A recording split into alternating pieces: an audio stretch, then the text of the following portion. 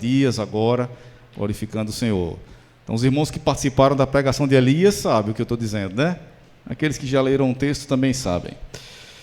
Amados, eu não quero me demorar muito nos agradecimentos e também não vou fazê-lo individualmente, até porque eu seria injusto de agradecer um a um, individualmente, mas eu tenho visto o empenho de muitos de vocês em servir ao Senhor, em aprender a palavra, em colaborar, seja como for, na manutenção da igreja, na limpeza da igreja, as ideias, na coordenação, na diretoria. E isso tem alegrado muito meu coração, porque nós vemos que muitos de vocês estão empenhados em fazer o melhor, não para o pastor Augusto, mas para o Senhor, o nosso Deus, né? Para o pastor Augusto eu só posso dizer muito obrigado, mas a recompensa do Senhor é infinitamente maior, é infinitamente melhor. Eu estou com essa roupa porque hoje é dia diferente, né? Mas normalmente eu não venho de camisa assim, né? Os visitantes aí, não pensem que a gente sempre prega aqui, mesmo com o horário das 15 horas, né? Das 17 horas, a gente não costuma vir tão despojado assim, mesmo no tempo de calor. Mas eu quero convidar vocês a abrirem a palavra do Senhor, o nosso Deus, naquele texto que nós acabamos de ler, ou melhor dizendo, que nós lemos logo no início, Isaías 9.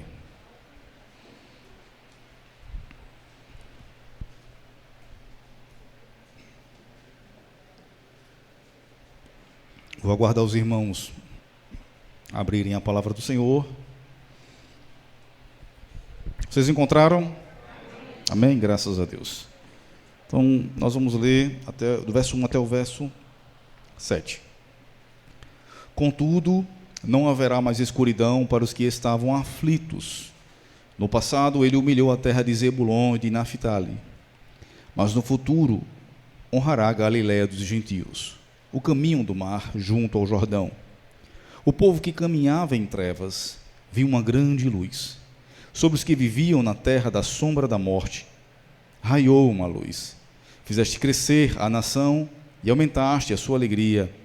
Eles se alegram diante de ti, como os que se regozijam na colheita, como os que exultam quando dividem os bens tomados na batalha.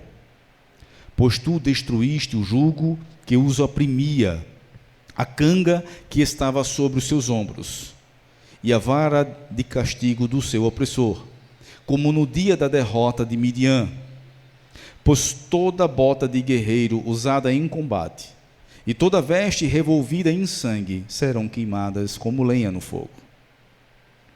Porque um menino nos nasceu, um filho nos foi dado, e o governo está sobre os seus ombros, e ele será chamado Maravilhoso Conselheiro, Deus Poderoso, Pai Eterno, Príncipe da Paz. Ele estenderá o seu domínio, e haverá paz sem fim sobre o trono de Davi e sobre o seu reino, estabelecido e mantido com justiça e retidão, desde agora e para sempre. O zelo do Senhor dos Exércitos fará isso. Louvado seja o nome do Senhor. Feche seus olhos e vamos orar ao Senhor. Amado Senhor, nós queremos nessa noite que estamos aqui, louvar e bendizer o teu nome, porque a tua graça, Senhor, é melhor do que a vida, porque tu, Senhor, tens derramado o teu amor e a tua bondade sobre nós, e nós estamos aqui com o coração alegre, não só, Senhor, para nos confraternizarmos como convém neste final de ano, mas sobretudo, Senhor, para louvar o teu nome, para dizer grandes coisas fez o Senhor por nós.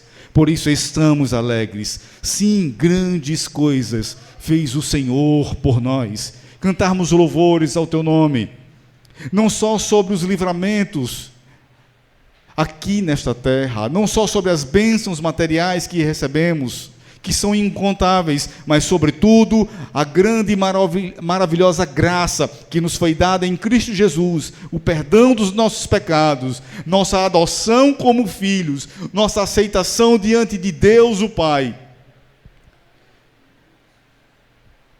Por isso, bendito seja o teu nome, Senhor. Louvado seja o teu nome, Senhor. Que o nosso coração descanse em saber que somos amados por ti e que aprendamos a ver a tua beleza, a tua santidade e amar o Senhor a cada dia, mais e mais. Louvado seja o nome do Senhor. Amém. Glória a Deus. Muito bem, meus queridos irmãos. Nós temos aqui um texto que é muito conhecido e provavelmente ele é muito lido neste período do ano. Esta sessão de Isaías é uma resposta graciosa de Deus em relação aos castigos e às aflições enviadas por conta do pecado do seu povo. Os versículos anteriores, se você mantiver a sua Bíblia aberta e ler comigo, verso 21 e 22 do capítulo 8, eu vou ler para os irmãos, vocês podem prestar atenção, diz assim: aflitos e famintos vaguearão pela terra, quando estiverem famintos, ficarão irados e olhando para cima, amaldiçoarão o seu rei e o seu Deus. Depois olharão para a terra e só verão aflição, trevas e temível escuridão, e serão atirados em densas trevas. Então, de forma que nós temos nos versos anteriores, a profecia de que Deus iria trazer um castigo sobre o povo de Israel, sobre a nação de Israel, sobre os judeus, por conta dos seus pecados. Então, o cenário que nós temos aqui é um cenário anterior que fala de julgamento, que fala de que Deus não deixará impune os pecados do seu povo. Mas até a ira de Deus é graciosa. E ele diz: contudo, apesar deste julgamento, apesar de Deus trazer essa condenação, como diz a palavra do Senhor, ele abre a ferida e ele mesmo a fecha. Apesar de trazer essas aflições, essa perseguição, esses castigos vindos da parte de Deus, não haverá mais escuridão para os que estavam em trevas.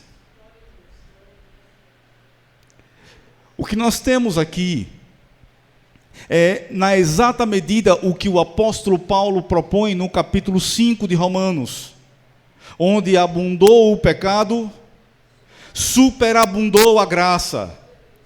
O povo merecia ser destruído por conta dos seus pecados, haviam abandonado o Senhor, se voltado para ídolos pagãos, imoralidade atrás de imoralidade, perversidade atrás de perversidade. Ninguém se voltava para o Senhor. A Bíblia diz que suas bocas eram como o sepulcro, a língua enganosa, falavam mentiras, seus pés eram ágeis para derramar sangue inocente. Mesmo assim, o Senhor, trazendo essa aflição, essa angústia sobre eles, Ele traz o renovo. O conserto de Deus começa muitas vezes, ou melhor dizendo, quase sempre, com o castigo de Deus.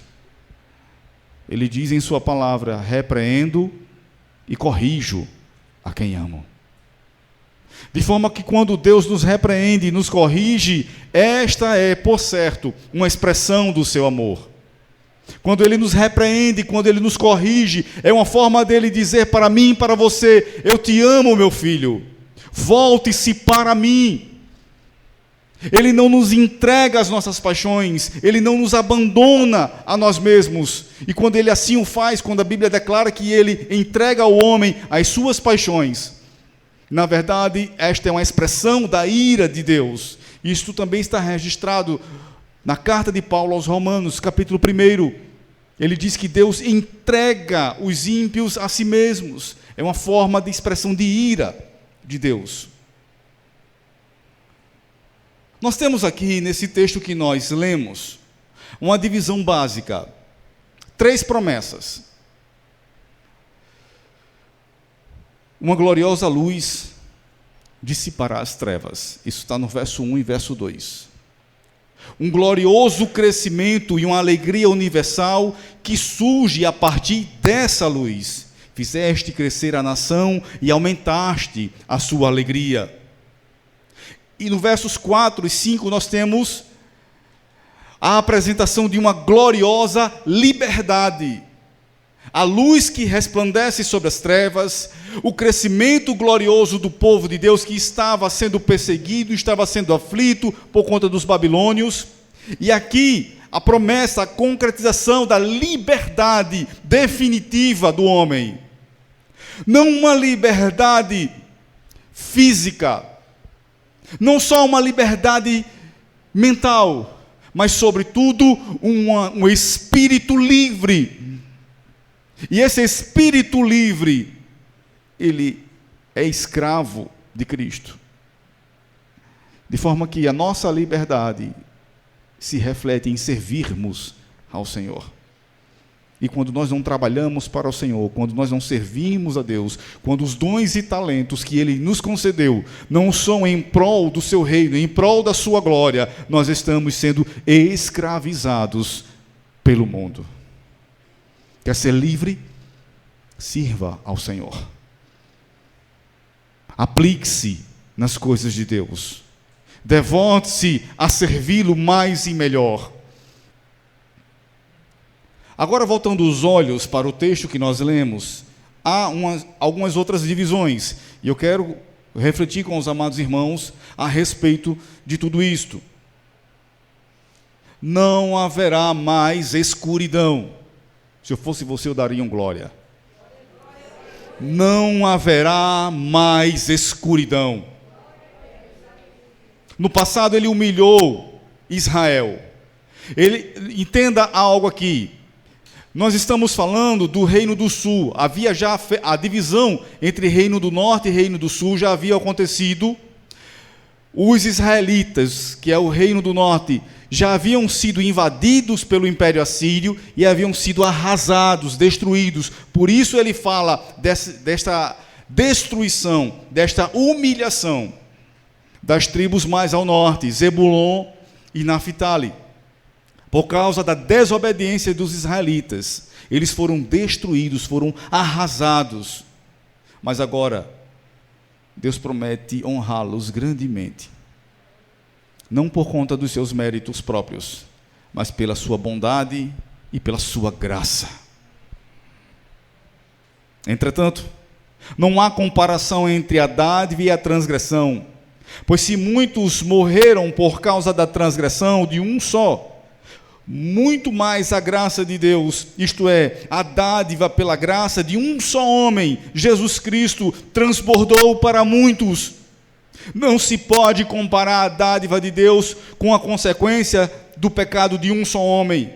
Por um pecado veio a julgamento que trouxe condenação, mas a dádiva decorreu de muitas transgressões e trouxe justificação. Se pela transgressão de um a morte reinou por meio dele, muito mais aqueles que recebem de Deus a imensa provisão da sua graça e a dádiva da justificação reinarão em vida, por meio de um único homem, Jesus Cristo. Consequentemente, assim como uma só transgressão resultou na condenação de todos os homens, assim também um só ato de justiça resultou na justificação que traz a vida a todos os homens. Logo, assim como por meio da desobediência de um só, muitos foram feitos pecadores, assim também por meio da obediência de um único homem, muitos serão feitos justos. A lei foi introduzida para que a transgressão fosse ressaltada, mas onde aumentou o pecado, transbordou a graça de Deus. Nós temos também aqui o seguinte trecho: o povo que caminhava em trevas viu uma grande luz. Sobre os que viviam na terra da sombra da morte, raiou uma luz. Aqueles que andam na escuridão, nada veem. Parece redundância, mas eu quero que você grave muito bem isso. Aqueles que andam na escuridão, nada veem. Não há beleza que lhe salte aos olhos. Não há encanto em contemplar as aves do céu, porque não conseguem enxergar. Não há brilho no sorriso e no olhar de uma criança, porque tudo ao seu redor são trevas. O que eu estou querendo dizer não é um argumento natural e deste mundo, mas quando Deus abre os nossos olhos, quando a luz brilha sobre nós, ou melhor, quando Ele diz para mim e para você, haja luz, os nossos olhos são abertos, não para contemplar as belezas apenas da criação, mas para contemplar a beleza do Criador. Quão belo, quão majestoso é o nosso Deus. Enquanto cantávamos louvores ao nome do Senhor aqui, dizendo que Ele é santo, que os anjos clamam dia e de noite, santo, santo, santo, é o Senhor dos exércitos, toda a terra está cheia da glória. O nosso coração se enche de alegria, e o Espírito que habita dentro de nós, brada dentro do nosso coração, como uma expressão de adoração, de conforto. Muitos dos nossos problemas, se não todos eles, são resolvidos por um ato de adoração. Quando você adora, o seu coração se enche de paz. Sabe por que a igreja muitas vezes anda aflita, desesperada, sem encontrar paz no seu coração? Porque foi introduzido na igreja uma falsa adoração. Jesus disse isso: nem todos que me dizem Senhor, Senhor, entrará no reino dos céus. Nem toda música que é produzida por crente é de Deus. Eu posso enumerar para você aqui uma dúzia de canções que nós não deveríamos cantar.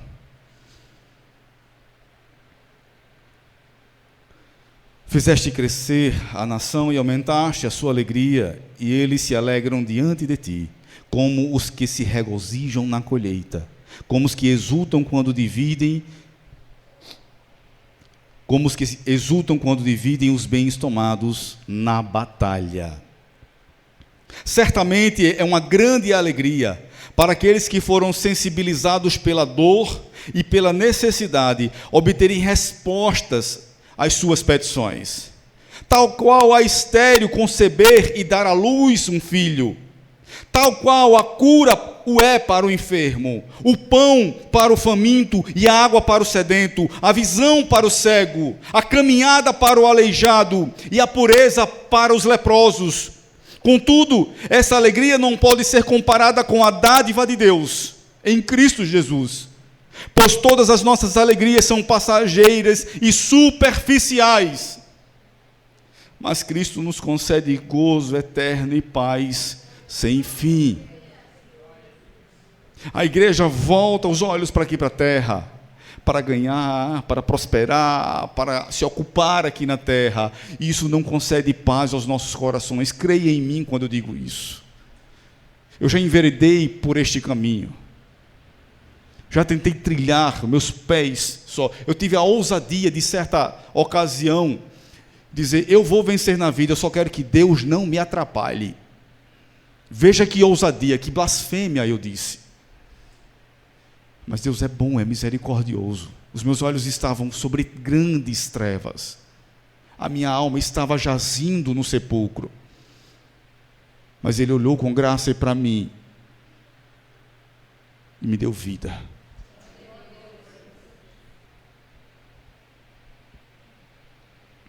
Veja como a vitória que Deus nos concede em Cristo é muito superior a todas as vitórias que possamos obter sobre as aflições e infortúnios desta vida. Muitas pessoas fazem grande alegria na aprovação de um concurso público, na cura de uma enfermidade, na conclusão de uma faculdade, porque o filho concluiu determinado período. Isso é motivo de nos alegrar? Claro que é. Mas permita-me dizer algo. Isto é nada diante da alegria de contemplar a glória de Deus.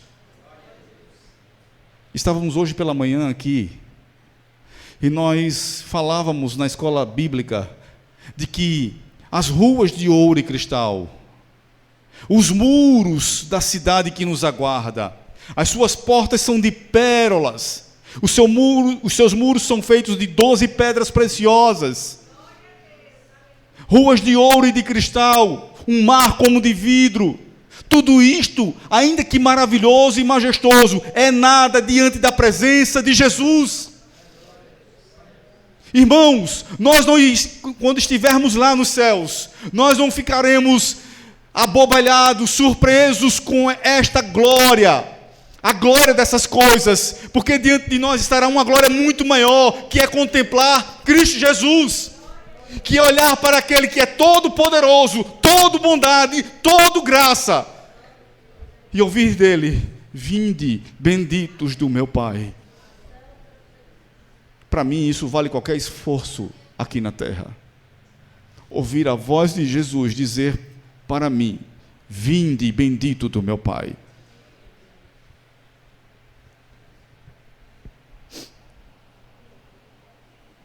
Pois tu destruíste o jugo que os oprimia, a canga que estava sobre os seus ombros, e a vara de castigo do seu opressor, como no dia da derrota de Midian.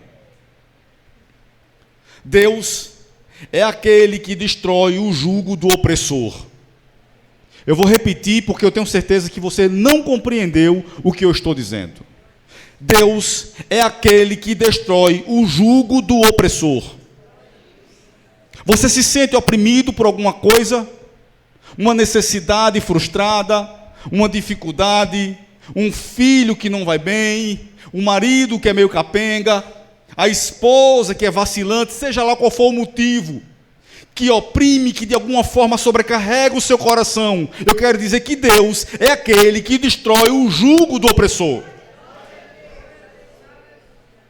Aquilo que te perturba, o descanso para a tua alma, você só encontra em Deus.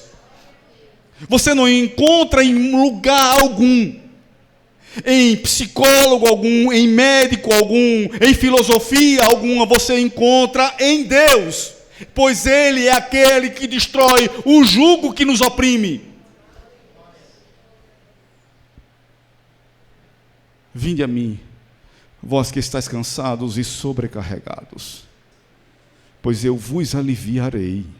Tomai sobre mim o meu jugo e o meu fardo, porque são leves, e encontrareis descanso para as vossas almas.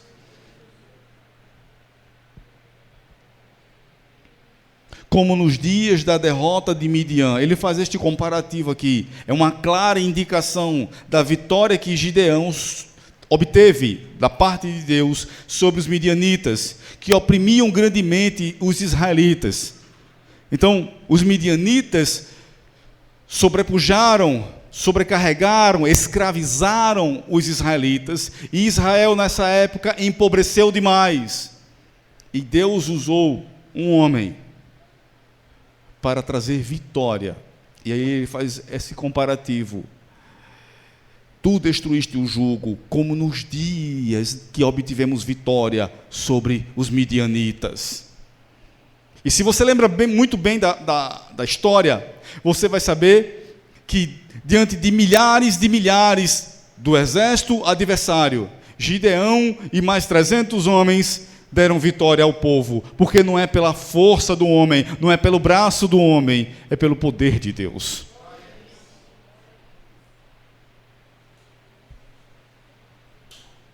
Na sequência nós temos aqui: pois toda bota de guerreiro usada em combate, toda veste revolvida em sangue, serão queimadas como lenha no fogo. Olha, sabe o que ele está querendo dizer aqui? Talvez você não tenha compreendido muito bem. O cenário é que Jerusalém era a única cidade em Israel que ainda sobreexistia. Era a única cidade que ainda não tinha sido tomada pelos babilônios. Eles já haviam tomado várias cidades. Jerusalém ainda era a única que faltava.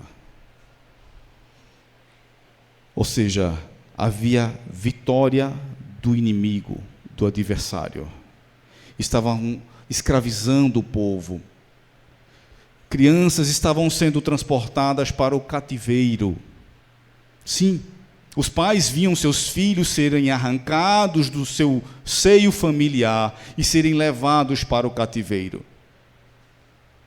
Filhos viam seus pais sendo mortos ao fio da espada. Havia muitos órfãos em Judá nessa época.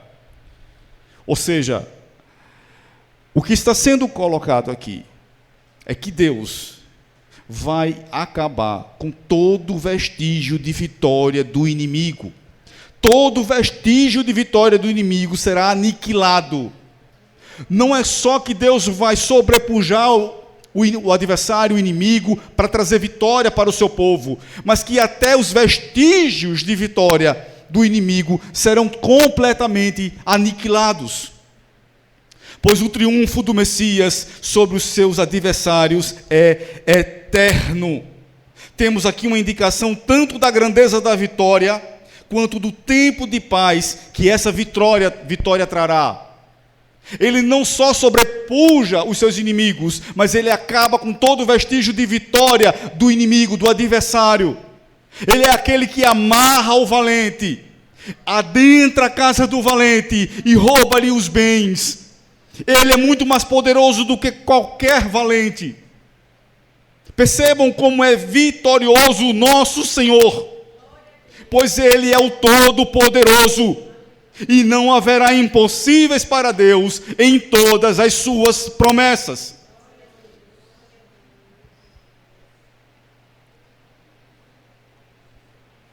Porque um menino nos nasceu, um filho nos foi dado. Evidentemente que esta é uma clara referência à humanidade do Messias. Assim, Jesus é o Filho do homem. Não há engano quanto a isso. Ele não veio em alma penada, ele não veio em espírito, ele veio em carne. E para nós isso é muito óbvio hoje, mas os apóstolos tiveram que combater grandemente esta heresia, que dizia que Jesus não havia vindo em carne, ele tinha vindo em alma, em espírito. Eram aparições de Deus, não era efetivamente Deus. Nós temos aqui a causa destes nobres acontecimentos. Sabe por que a luz brilhou? Sabe por que o povo foi multiplicado e ficou alegre? Porque um menino nos nasceu. Por conta do nascimento dessa criança. Cristo é o início e o fim da nossa vitória. A nossa vitória começa com Jesus e termina com Jesus. Tê-lo em nossas vidas é ter tudo. Servi-lo é ser cuidado por Ele. Adorá-lo em espírito e em verdade é um privilégio que poucos desfrutam. Prostrar-se diante dele é ser exaltado à mais alta posição. Morrer por ele é viver para todos sempre. É a este Cristo que pregamos. É a este Jesus que anunciamos. Este menino que nasceu para a nossa vitória, para o nosso próprio bem. O governo está sobre os seus ombros. E ele será chamado maravilhoso conselheiro, Deus poderoso, Pai eterno, príncipe da paz. Ele não é apenas o filho do homem, mas também é o poderoso Deus. Governo. A renovação do trono davídico, o qual, por sua vez, fala do reinado universal do Messias, pois ele é um rei sem rivais. Não há quem rivalize com Jesus. Não há quem possa enfrentá-lo. É por isso que ele é o rei dos reis. Todos os reis servem a Jesus. Todos os reis estão sob a sua autoridade. Não há ninguém que possa sobrepujá-lo. Não há ninguém que possa enfrentá-lo. Operando Deus, quem impedirá?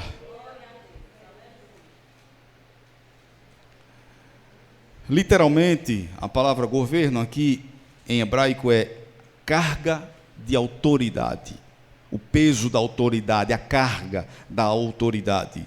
Na antiguidade havia um aparato real em formato de uma grande chave que ficava pendurada sobre os ombros do rei, simbolizando que o rei tinha o poder de fechar ou abrir, ou de promover ou fazer cessar alguma atividade. Ou seja, o rei era aquele que concedia ou não concedia, que abria a porta ou que fechava.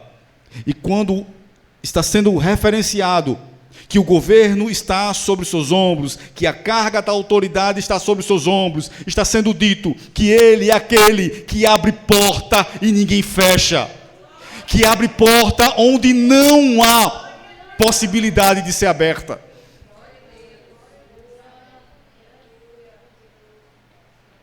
Louvado seja o nome do Senhor. Aqui nós temos também os seus nomes, alguns dos seus nomes. Maravilhoso Conselheiro, referencia a sua sabedoria, pois não existem problemas nos céus ou na terra que ele não possa resolver. Os consultórios de psicologia estão assim, lotados, abarrotados de gente. Mas sabe quem é o maravilhoso conselheiro? Jesus. Jesus é o maravilhoso conselheiro. Eu nunca fui a ele para ser desprezado. Minha alma já foi quebrada várias vezes. Já fui despedaçado várias e inúmeras vezes. Já contei aqui para os irmãos de uma oração que fiz há algum tempo e disse para o Senhor: Senhor, a minha fé está morrendo. Eu já tinha lutado com todas as armas que eu podia lutar. Eu já tinha feito tudo o que eu podia fazer. Já tinha orado insistentemente, incessantemente. E a última oração que eu fiz sobre essa batalha que eu travei foi: Senhor, a minha fé está morrendo, socorre-me. Eu só disse isso e nada mais. E como se Deus levantasse do seu trono e operasse para me conceder vitória. Ele é um maravilhoso conselheiro, irmãos. A gente procura conselho nos vizinhos, nas pessoas do mundo, de ímpios, mas a verdade é que o bom conselho só vem do Senhor. Ele é o Deus forte. A palavra hebraica aqui para Deus forte é o poder que prevalece. Ele não é o poder que passa, que transige, mas é o poder que prevalece. Indica a sua natureza divina, indica que ele estabelece para sempre o seu governo, a sua autoridade. Ele é o Deus Todo-Poderoso.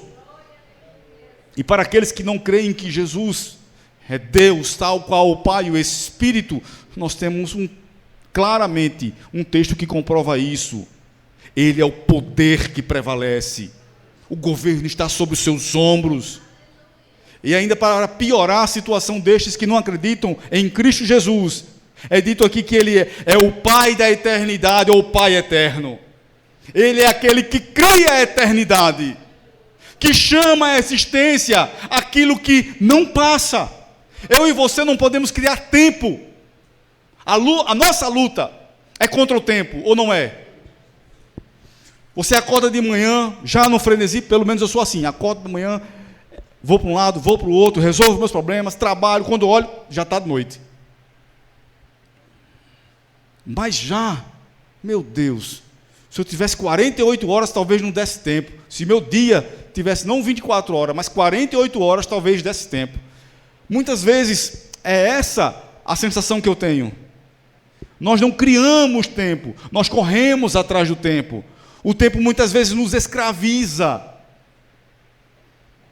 Mas Ele é o Pai da eternidade. Ele não só é o Pai do tempo, Ele é o Pai da eternidade. Embora seja conhecido pelo termo Filho do Homem, o Messias é o Pai tanto de Israel quanto da igreja. A eternidade faz referência tanto à sua abrangência quanto à sua durabilidade. Assim, vemos como Cristo sempre cuida dos seus filhos. Quando é que Deus cuida de mim, pastor? Sempre. E quando é que Ele me ajuda? Sempre. E quando eu estou descansando, pastor, Ele está velando por você. E quando eu estou aflito, pastor, Ele está do seu lado. Ele sempre cuida dos seus. Sempre cuida dos seus. Ele estenderá o seu domínio. E haverá paz sem fim sobre o trono de Davi. E sobre o seu reino, estabelecido e mantido com justiça e retidão desde agora e para sempre. O zelo do Senhor dos Exércitos fará isto. Embora o Messias tenha se despojado, melhor dizendo, de sua glória e se revestido de humildade, a verdade é que o seu domínio não terá fim. Ele governará sobre tudo e sobre todos. O seu domínio não tem fim. Ele estenderá o seu domínio a cada dia mais. Nós cantamos aqui que nada parou a igreja, e não há de parar, não por conta da igreja, mas pelo dono da igreja.